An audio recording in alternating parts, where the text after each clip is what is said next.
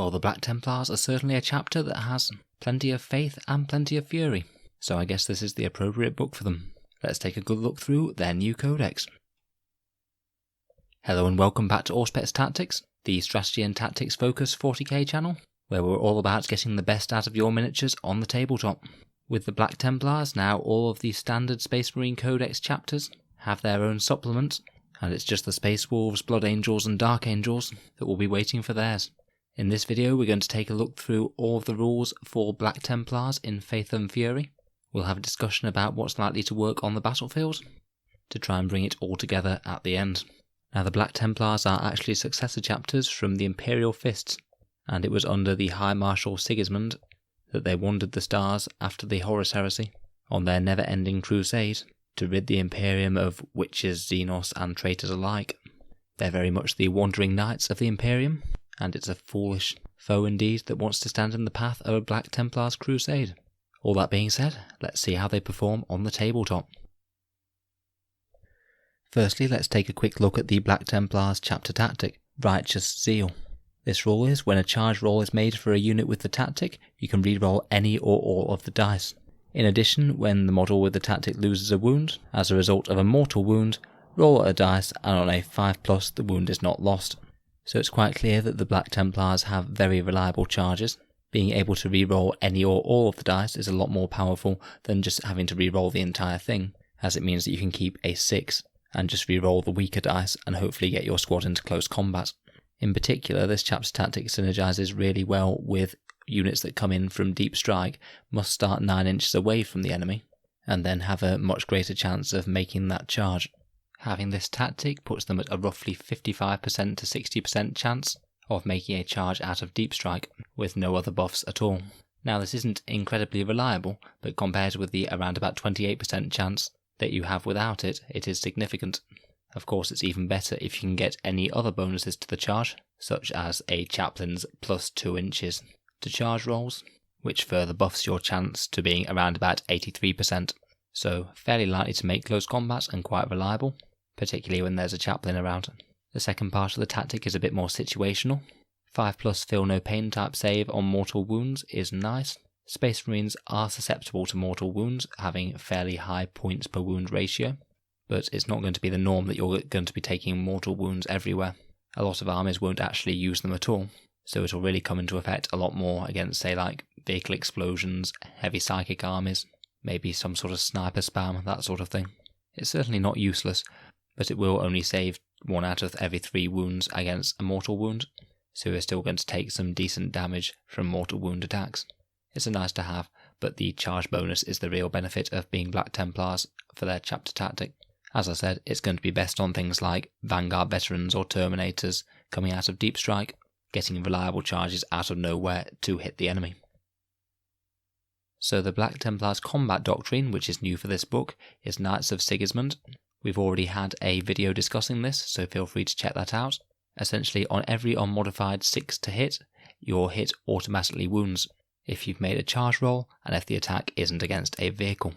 So this is a variable buff to melee damage output. It's actually going to be strongest when you're attacking tough things with infantry, but obviously that aren't vehicles. For example, if you're using a chainsword to hit a guardsman, this trait will give you around about a 14% buff to your damage output, and if you're using a chainsword to hit a orc boy, then it will give you around about a 25% damage increase, so it's better the tougher model that you are fighting. Again, it's certainly a nice to have. I personally don't think it's quite as strong as the White Scars unique doctrine, just +1 damage in assault, which of course has the advantage of working on vehicles, and makes almost any White Scars unit very threatening in close combat. The Black Templars trait is generally going to be better against infantry and 1 wound models. The White Scars one is better against heavy infantry or vehicles. It is quite a nice little bonus, but it's a bit annoying that it doesn't affect vehicles, because you do see a lot of them in competitive play, and I don't think it would have been that overpowered to let this trait affect vehicles as well. Still, not a bad trait at all, though it's annoying as an assault trait. You do have to wait till turn 3 for it to be active, but I believe there is a certain relic that will let you access this earlier. We will take a look at that shortly. We'll start out by taking a look at the datasheets from the book. who on the whole have received some slight buffs from their transition into the new Codex. I'll go through them briefly now. I'll certainly be considering doing specific videos on each of the characters, as and when I have time. Firstly, we've got High Marshal Helbrecht. He remains at 150 points and is an HQ choice for the Black Templars. He has movement of 6, weapon skill and ballistic skill of 2 up, strength and toughness 4, 6 wounds, 5 attacks, leadership 9 and a 2 up save. He's armed with the Sword of the High Marshals, and strength +1, AP -3, damage D3 weapon that gives him an extra D3 attacks on the charge. So between that and Shock Assault, you could potentially be up to 9 attacks in one fight phase, or potentially 18 if you fight twice. That's very, very nasty indeed. He also has a Combi Melter, so that's able to put a little hurt on vehicles and infantry as he moves in. And he has the Crusade of Wrath special rule, which gives both him and other Black Templars within 6 inches +1 to their strength. This is really quite significant, as he'll be up to a mighty strength 6, and he'll buff a lot of his Space Marine compatriots up to strength 5, which is pretty important for getting better wound rolls on toughness 4 and toughness 8. So very nice indeed. He's also a Chapter Master, and his rerolls have been upgraded to the standard Chapter Master version, where they can now reroll any hit rolls, not just failed ones. He's gained Angels of Death, so that's Shock Assault, and the Combat Doctrines, which hopefully he might be in the Black Templars Assault one, buffing his damage output even further. He has an Iron Halo, as per the standard Chapter Master or Captain rules, so overall he's an all-round combat beatstick, probably a little better at massacring elite infantry compared with heavy vehicles, but still very good at fighting, and also buffs the heck out of nearby Black Templars between the Chapter Master rerolls and +1 strength. You don't want to be hit by him and his friends when they jump out of a Land Raider Crusader. Next up we have the Emperor's Champion, who is certainly an incredibly strong unit for his points cost.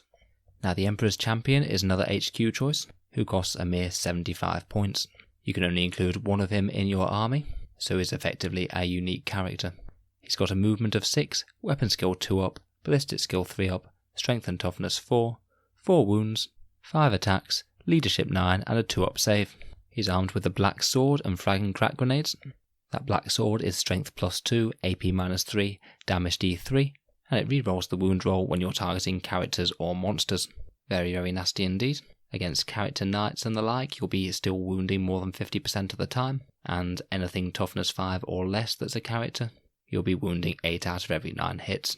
He has the Angels of Death special rule, meaning he'll get that extra AP -1 in the Assault Doctrine, and he will be accessing the Black Templars auto wounds on 6s. He'll also have Shock Assault, putting him up to 6 attacks normally, but if he's within 1 inches of characters, then he'll get an extra +1 to his strength and attack, putting it up to strength 7 and potentially 7 attacks in the first round of close combat. There are very few characters in the game that are going to be able to go toe-to-toe with him. He's also a little bit more durable in close combat, as he has a rule called Skillful Parry, which I believe is new for this codex. Basically, while he's in melee, your opponent must subtract 1 from their hit rolls when they target him. Makes him a little bit more survivable. As if he didn't need any more help against characters, he's also got the Slayer of Champions special rule, which means he rerolls the hit roll against them too. So if you're fighting a character, you're using 7 strength 7 attacks, rerolling the hits and wounds, potentially with extra attacks on 6s from the Black Templars Assault Doctrine. That's absolutely nuts, particularly on a 75 point model. Finally, he has the Armour of Faith, so a 4 up invul save. All in all, a really, really strong model. His only weakness is his speed, but for 75 points, you could easily include him as a counter-attack unit to just murder any incoming enemy characters or infantry squads. He is exceptionally fighty for his points cost, and he could easily be used to fill out some battalions to get you those all-important command points. He costs about the same as a captain with absolutely no upgrades. Obviously, you don't get the reroll 1's aura that captains provide, but the sheer amount of melee potential for him is ludicrous. He is certainly a decent advantage to playing Black Templars. Up next we have Chaplain Grimaldus. He is another HQ choice that will cost you 90 points, and he's a special character chaplain. He's got a movement of 6, weapon skill of 2 up, ballistic skill 3 up, strength and toughness 4, 4 wounds, 3 attacks, leadership 9, and a 3 up save. As a chaplain, of course he has a Visarius, so he has a 4-up invult as well. He's equipped with his Artificer Crozius, which is a little better than the standard Crozius, a plasma pistol for a little bit more ranged damage output, and frag and crack grenades. He has Angels of Death for an extra attack from shock assault, and boosted AP and the Black Templars Assault Doctrine as well. He has the Spiritual Leader special rule that chaplains get, where they can use his leadership when they're within 6 inches of him. Devout Puritan, which means he can deny the witch in a similar manner to a Psyker can. He has Unmatched Zeal, which is a flat buff to melee for nearby Black Templars, where within 6 inches, if they roll a 6 on the hit roll, they can make 1 additional attack with the same weapon. So between this and the Black Templars' unique Assault Doctrine, you're really going to be wanting those 6s in melee. As a boosted chaplain, he can also recant 2 litanies, and the Black Templars have their litanies as well, which we'll cover later, so he has quite a lot of options when he's selecting things to recant. Overall, I think you actually get quite a lot for the extra small amount of points that you invest over a regular chaplain. 2 litanies without having to use the Master of Sanctity stratagem is great, an extra Deny the Witch is always helpful, and the extra melee buff to Black Templars units is also great. A really solid upgrade on the standard chaplain, and I could certainly see him being run instead of one. Next we have the Cenobite Servitors. Now these are a ludicrously cheap unit at 2 points per model. So in terms of a purely more models and more damage output on the board, I don't see any reason not to take them. The only reason that I'd ever consider not taking them would be if you're particularly worried about kill points or the number of drops if you're playing a mission that you want to reduce either of these. The Cenobite Servitors have a movement of 5, weapon skill and ballistic skill of 5 up, strength and toughness 3, 1 wound, 1 attack, leadership 6 and a 4-up save, and they're equipped with close combat weapons. They often follow Chaplain Grimaldus around and have the Mind Wiped special rule, which means that their weapon skill and ballistic skill become 4 up when they're within 6 inches of him, and their leadership becomes 9. And if you are running Chaplain Grimaldus and you run the unit of Cenobite Servitors in the same detachment of him, then they don't take up a detachment slot. I'd say this is a mixed blessing because sometimes you want to be filling up those detachment slots to get more command points. They have a special rule which is called Relic of Hell's Reach. When a Black Templars unit is within 6 inches of them and suffers a mortal wound, the mortal wound is ignored on a 4+, so a slight upgrade on their Righteous Zeal rule.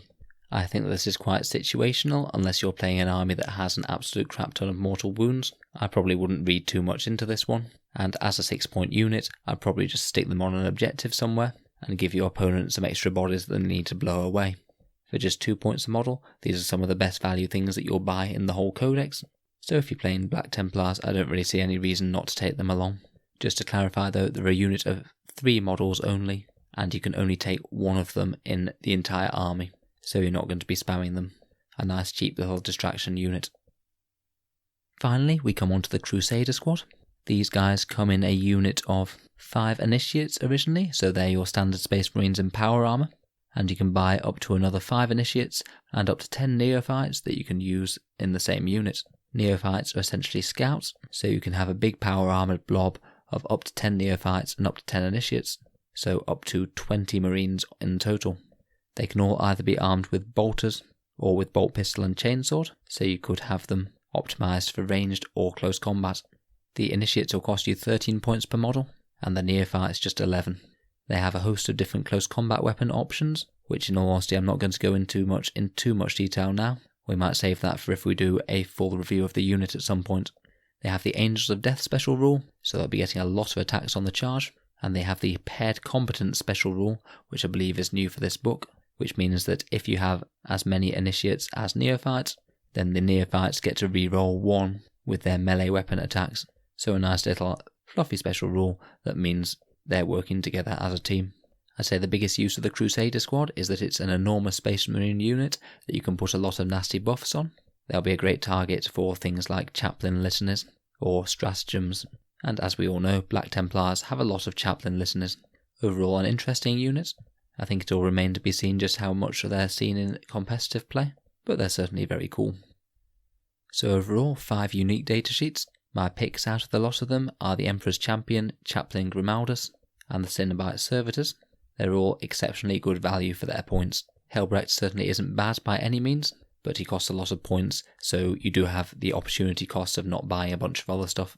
It's also worth noting that Black Templars can't take any librarians, and they can't use the new stratagem in Faith and Fury to upgrade a company champion to a chapter champion. Obviously the Emperor's champion takes that one's place, and frankly he does a better job of it anyway. Let's go on to Warlord traits now. First up we have Oathkeeper, which is the Warlord trait if you make the Emperor's champion the Warlord.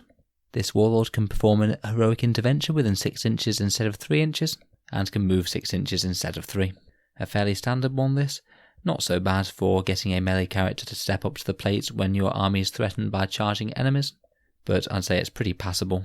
You're probably better off just giving them a trait that can buff melee damage output. I'd probably not make the Emperor's champion a Warlord or buy it in with Hero of the Chapter. Second, we have Epitome of Piety.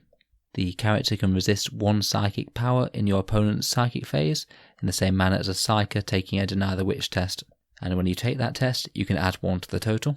Chaplain Grimaldus has this, and I believe this stacks with his other deny, giving him 2 denies in total. Correct me if I'm wrong though, I might have misunderstood that. I'd say an extra deny isn't too bad. Maybe could be worth thinking about buying in against a Psyker heavy army, but it certainly wouldn't be my go-to as it doesn't affect all matchups. Third up we have Paragon of Fury. After this Warlord finishes a charge move, for each enemy unit within 1 inch of the Warlord, roll a d6 and on 2 up that unit suffers 1 mortal wound. A small buff to close combat, not as good as some of the book traits in my opinion. Next we have Master of Arms, which means that the Warlord always fights first in the fight phase, even if they didn't charge the enemy, and against enemies that charged or other units with this ability, you alternate which ones can use this ability first. Again, a little bit situational, as if the enemy charges you, then they can still fight before you. Not too bad in a protracted combat though. Again, wouldn't be my top choice.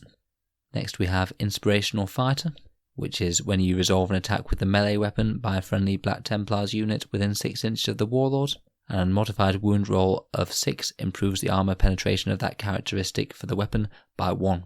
Now this is a bit more like it. This is the sort of thing that you'll be wanting on a Warlord next to a charging Black Templars unit, particularly if you're doing this before the Assault Doctrine becomes active. Getting AP-1 on 6s to wound from chainsword attacks for example is quite a big buff, though I believe this won't stack with combat doctrines, as the wording from the combat doctrines rule prevents it. So it's good for turn 1 and turn 2 before you're in Assault Doctrine, and useless after that. Finally we have Frontline Commander, which is when a friendly Black Templar unit within 6 inches of this Warlord advances or makes a charge move, add 1 to the advance roll or charge roll. Here we are, this is the one to take. This synergizes absolutely beautifully with the Black Templars chapter tactic. It'll mean that you have a really good chance of getting a charge in out of Deep Strike with Vanguard Veterans or Terminators, and just make your charges even more reliable if you're charging from a ground-based unit. Extra +1 to advance certainly doesn't hurt if you're trying to get your melee marines up towards the enemy, but this is absolutely great because it can buff both the units that you're next to and the character himself to give them both the best chance of making melee. I could easily see this on, say, a jump pack captain with some nasty fighty relic, which we'll have to get onto in a second, dropping down next to some Terminators or Vanguard Veterans, and then piling the whole lot of them into close combat, getting all of the free rerolls you want from the Black Templars trait. High Marshal Halbrecht also has this, meaning that out of these ones out of the book, he's the one I most want to make the Warlord. Really like this one, stronger than a lot of the ones in the Space Marines Codex. Otherwise, for the other ones, they seem a little bit meh to me. I'd much rather go with something like the Imperium Sword, just to make a fighty character more fighty in melee. Talking of fighty relics, let's take a look at that section. The Black Templars have Crusade relics, and they have 6 of them. We'll start off with the Crusader's Helm, which works similarly to the Vox Espiritum from the Codex Space Marines relics. It adds +3 inches to the model with the relic's auras, and interestingly, you can also select one Black Templars unit within 6 inches of the bearer, and that unit will be in the Assault Doctrine until you nominate another unit. So this is a very nice way that the Black Templars have of getting that sweet AP-1 and their extra hits on 6s earlier than they'd typically be able to. I think that this could be a very important relic for the Black Templars, particularly giving it to something like a Chapter Master would be very powerful, as that awesome reroll aura will be 9-inch ranged, and he could use it to support a Crusader Squad, a Vanguard Veteran Squad, or Terminator Squad, charging into close combat, getting AP -1, getting those auto wounds on 6s, and generally messing the enemy up. The Assault Doctrine only being limited to turn 3 or later is a major negative, and this is a way that you can get around it, so good relic, would recommend. Next we have Witch Seeker Bolts. Basically you can choose one of the bearer's bolt weapons to upgrade with this gun. When you use the Witch Seeker Bolts you can only shoot one shot with that weapon. It can target Psyker characters even if they're not the closest model to the firing character with this relic, and if you successfully hit the Psyker, then they suffer D3 mortal wounds in addition to any other damage. This could make them absolutely great on, say, a Phobos captain who already has a very nasty bolt sniper weapon, and provided he hits some wounds with that, you could easily do up to 5 wounds with a single shot. This is actually really quite a strong pick if you're facing Psyker heavy armies, and if you have a decent character with a bolt gun to do this upgrade on. It'd also be great to kill things like Demon Princes, or put some wounds on Farseers or Warlocks and the like. Another strong relic, but one that I'd buy in situationally against the armies that it can activate successfully against. Next up we have the Aurelian Shroud, and this is incredibly strong. Once per battle you can unveil the shroud, and friendly Black Templar units within 3 inches have a 4+ invul save. Now this is strong on just about anything that doesn't normally have an invul, though to be honest my first thought for it would be to use it on a vehicle gun line with some very scary shooting units such as Repulsor Executioners or Space Marine Flyers. Because you trigger this at the start of the battle round, it will mean that your tank line or usually more fragile Black Templar units will have a 4+ invul until the end of the turn, and this could significantly hamper the damage that your opponent can put on your army in that all-important first turn. The 3-inch range has a ability to hamper this a little bit, but seeing as you only need one model from a unit to be within this 3-inch range, you could really fit a large portion of your army within this relic's range. This is another insanely strong relic. A 4+ invul on units that can't have it normally, even just for one turn, is well worth 1 CP. Just for comparison, Knight players use Rotate Ion Shields all the time to get a 4+ invul on one of their big models. You have the opportunity to get that 4+ invul on multiple big models, and models that shouldn't really have an invul save in the first place to boot. This is insanely strong, and I think that this could well be worth running every single game. Next up, we have the Ancient Breviary. This is for a chaplain, and when you roll a dice to determine if a litany is inspiring, you roll 2 dice and discard one of the results. Again, a very, very strong relic.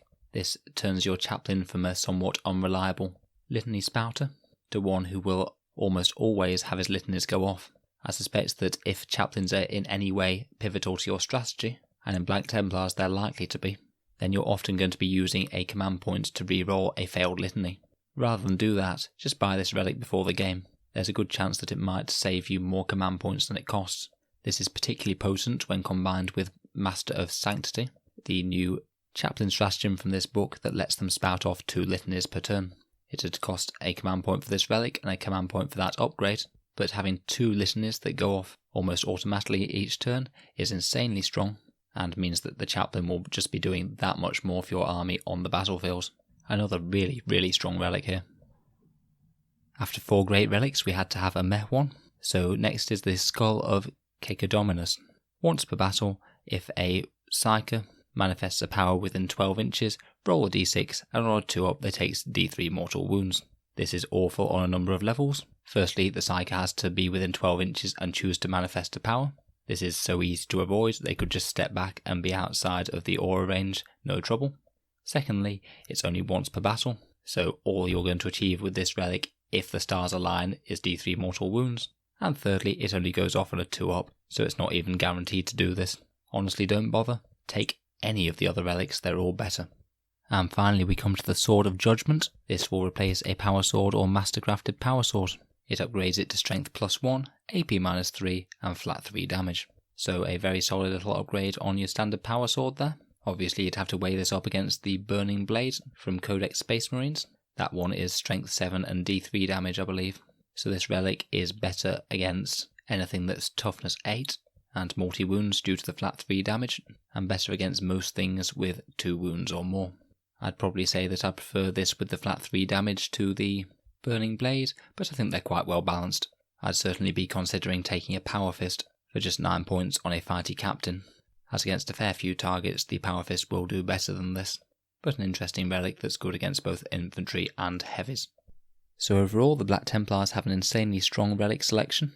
I could easily see the Crusader Helm Aurelian Shroud and the Chaplain relic being used every single game, obviously depending on your strategy, and the Witchseeker bolts being a very strong buy-in against Psyker armies. I would probably leave the other two at home, in favour of the first lot or some of the ones from the main Space Marine book. Nice to see, particularly as they don't have as many good Warlord traits. Next we come to the Black Templars' unique litanies. They get these instead of the other chapters getting psychic powers, and I think that this is a really positive step, as they can still get some unique powers to bring to the tabletop, even though they don't have the librarians. First we have the Litany of Divine Protection. This is a very good one. If it's inspiring, then you get a 5+ Feel No Pain against incoming wounds on a Black Templars unit within 6 inches of the chaplain. This is a very, very strong litany in my opinion. If you need a key unit to survive one turn, or just soak up a lot more of the enemy's firepower, then this is certainly one to go for. You could particularly use this on a big tanky vehicle such as a Leviathan Dreadnought or a Repulsor Executioner to give its better than Iron Hands level of durability, which is very nice. It'd also be pretty good on a big Crusader Squad, or even just an advancing unit of Intercessors. Very strong. You just need to try and make sure you target the unit that's most likely to get blown away next turn, so you get some value out of it. Secondly, we have the Psalm of Remorseless Persecution, which allows you to reroll wound rolls of 1 for Black Templar units in melee. That's a 17% melee buff. Could potentially be useful if you don't have a lieutenant around. Thirdly, we have the Vow of Retribution. This subtracts 2 from the leadership characteristic of enemy models within 6 inches of the chaplain. Could potentially be useful against some armies, but I think this is quite situational. I'd rather just have things that help me blow the enemy away, rather than play with leadership shenanigans that can just be countered by the opponent spending a couple of command points if needed. Next we have the Fires of Devotion, which if it's inspiring, you select a Black Templars unit within 6 inches, and if they make a charge move or perform a heroic intervention, add 1 to the attacks characteristic of models until the end of the turn. In almost all circumstances, this is going to be stronger than the Psalm of Remorseless Persecution, the reroll 1s to wound 1, though you could theoretically put both on the same unit. This is another great buff that synergizes with units coming in from Deep Strike Reserve. If they can drop in within 6 inches of your chaplain, you could give them the +2 inch charge and also this litany to give them extra attacks. Just think of a unit of Terminators dropping in, getting the 7-inch charge which you can reroll all over the place with the Black Templars chapter trait, and then also having 4 attacks each with Shock Assault, so that would be 40 attacks on the charge. That's going to make a mess. Next is Fervent Acclamation, and this is an interesting one because it affects characters and it adds 3 inches to any aura effects that they might have. It's quite funny, you could combine this with the Crusader Helm to have a 12-inch aura chapter master, for example. I believe this would stack with Helbrecht's and Grimeldus' auras, so if you wanted an absolute swath of your Black Templars to have all of the effects that they can bring, then this could be useful. It's one that could make a Black Templars castle very, very wide-ranging indeed. Finally, we have Oath of Glory. This is ability to make a unit always fight first in the fight phase, which isn't going to be any use if you charged, as you'll already be fighting first in the first place. And typically Black Templar units are going to be charging. It's only really any use in protracted combat, which isn't quite that common in 40k as a whole. I'd probably go for the Fires of Devotion over this, or one of the many other good litanies. So out of these ones on the whole, my favourite are Fires of Devotion for the extra attack, and the Litany of Divine Protection for the 5+ Feel No Pain. They're both insanely strong buffs, and in the right situation could potentially win a charge or save a unit's life. Now we go on to the Black Templar Stratagems. We still have Abhor the Witch for 1 command point to cancel a psychic power on the roll of a 4+, if it is cast within 24 inches of a Black Templars unit. You get to do this after any Deny the Witch rules that you might have got, such as Chaplain Grimeldus, that Warlord Trait, or any allied Psykers, though I'm not sure the Black Templars would be too pleased with allied Psykers along. Very strong stratagem, Being able to flat out cancel an important psychic power could potentially change the game in certain situations. Next we have the Emperor's Will, also 1 command point. If you have a Black Templars infantry unit that's advanced, they can still shoot with their pistol weapons, and they can still charge in the following charge phase. So basically they can sort of be White Scars for a turn, and also fire off a bunch of bolt pistol shots. This one seems almost made for the Crusader Squads.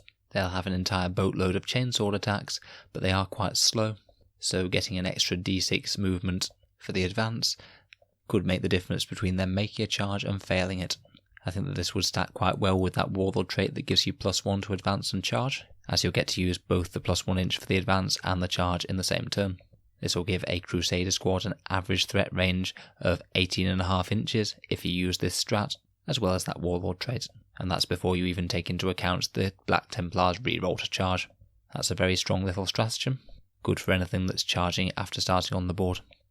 Next we have Crusader Relics. This is your Sergeant upgrade with a Relic stratagem, and he can take either the Witchseeker bolts, Sword of Judgment, or Skull of Cacodominus. Perhaps the Witchseeker bolts could be useful on an Eliminator Sergeant, or if you want to give them a really fancy power sword, and that could also be a thing you could do. Next we have Oaths of Honour for 1 command point. You use this stratagem in the fight phase, select 1 Black Templar scout unit in your army, and for the duration of that fight phase you can re-roll the wound roll with melee weapons that the model is using. This could actually be very strong on a big unit of Black Templar scouts. Say if you had a 10-man squad that starts 9 inches away from the enemy, moves 6 inches and makes a charge, you could potentially be getting 30 or more combat blade attacks, 20 hits, so that's 20 strength 4 hits that all re-roll the wound roll, with all the other combat buffs that Black Templars can get access to. This could really do a number on many enemy units. Next we have Devout Push. Use this stratagem at the start of the fight phase, select 1 Black Templars infantry unit or a Black Templars biker unit from the army. Until the end of the phase, the unit can pile in and consolidate 6 inches instead of 3 inches. So it could be very, very good for getting a bunch of extra movement out of those phases. It could particularly be enough to get on an objective, or maybe to tie up an enemy tank or something that doesn't want to be in close combat. It could also be combined with Honour the Chapter, I believe, which could give you 2 times those 6-inch pile-in and consolidates for a ludicrous amount of movement. Not one I'd use all the time, but could situationally be very powerful. Next is Vicious Riposte, another 1 command point stratagem, and surprise surprise, it's in the fight phase again. When a Black Templars infantry unit for your army is chosen as the target of an attack, for each unmodified save roll of 6 you make for the unit, the enemy suffers 1 mortal wound in return. Now this is a very powerful stratagem indeed. It's going to be best against a unit that's going to be hit by an unbelievable amount of attacks in the fight phase. Say if you get a Black Templars squad charged by a huge unit of 30 Orc boys. If they do all wind up fighting, which is an if, then you could be attacked by 120 attacks, which will roughly equal 6 or 7 mortal wounds in return. Generally speaking, this stratagem will get you 1 mortal wound for every 6 saves you make, so you can do the rough maths to decide whether or not that's worth it to you to get those extra mortal wounds in return. Against hordes though, potentially very powerful. Next we have Tenacious Assault for 2 command points, and you use this stratagem in the movement phase when an enemy infantry unit that doesn't have the flyer battlefield roll is within 1 inches of any Black Templars infantry unit and chooses to fall back. Roll 1d6 and on a 2+, that unit cannot fall back this turn. Now this is potentially very, very strong, though it will cost you a couple of command points for the privilege. If you've got a big fighty Black Templars unit, say some Vanguard veterans or Terminators that have just charged out of Deep Strike and are now locked in combat with an enemy unit, not allowing that unit to fall back could prevent the entire enemy army from unloading their guns into your poor Black Templars. They'll either have to countercharge you, hit you with psychic powers, or just accept the fact that your Black Templars will be killing that unit they piled into in your turn, and free to go after another juicy target in the Black Templars' turn.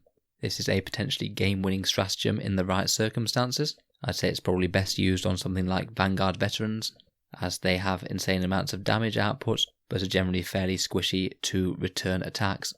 One thing to bear in mind with this stratagem though, is that you can generally achieve the same effect if you manage to wrap a model in close combat or tri-point them by putting 3 of your models in base-to-base contact with an enemy infantry model, so the unit can't fall back. So whenever you manage to do this, rather than have to use the stratagem, you'll save 2 command points. The difference with this stratagem though is that it can affect units that will ignore that, such as units that can fly, say Tau drones or Space Marine repulsors or something. Very good stratagem on the whole though. Finally we have Shock and Awe. This is the one that was previewed from the Warhammer community website, and again it costs 1 command point. You use this stratagem in the charge phase and you select 1 Black Templars infantry unit from your army that disembarked from a land raided Crusader this turn. Until the end of the turn, enemy units can't overwatch this unit, and when you're resolving an attack made against that unit by enemies in close combat, they have to subtract 1 from the hit roll. That could potentially be interesting on the Emperor's Champion too, as he already has a -1 to hit in close combat, so with this you could make him -2 to hit, and very hard to remove indeed. So that's a nice little synergy with the Black Templars' favourite transport. Could be powerfully used on a Foot Vanguard Veterans unit, or maybe a big Crusader Squad. Anything that's fairly vulnerable to Overwatch, and you're worried about being chewed up before they make it to close combat. So that brings us to the end of our look at the Black Templars Codex. They have some really nice little options in here. Overall, I'd say their unique units are decently strong, and they're lucky that they have quite so many of them. Already said before, I like Chaplain Grimaldus, the Emperor's Champion, and those Cenobite Servitors. Their Warlord Traits are admittedly a little bit meh, besides the one that gives them +1 to charge, but I'd say their Relics rank among the strongest out of any of the supplement books. Some really, really nice options there. Their stratagems tend to revolve around charging in the fight phase, which is only to be expected. Basically, you're going to have a lot of options with any of the melee units we've talked about, and anything that reaches your opponent's lines is going to be a holy nightmare for your opponent to deal with. So overall, I think this is really quite a nice book for the Black Templars. It helps to exemplify the traits that they are known for in the 41st millennium. In terms of competitive play, I think that particularly some of the relics and the stratagems could see use in a greater Space Marine army, though I'm not sure if I would personally restrict my competitive army to being pure Black Templars. I would probably want to ally with another Space Marine force, maybe something like Salamanders or Raven Guard, as I feel that none of these armies will lose out quite as much as some of the others by not having their unique doctrine about. I will try and write a pure Black Templars army list, and I'll try and get that out to you guys within the week, so feel free to subscribe if you'd like to see that. As always, thank you very much for listening to Auspex Tactics. Please go forth and crusade in the name of the Emperor, and I look forward to seeing you guys in the next episode.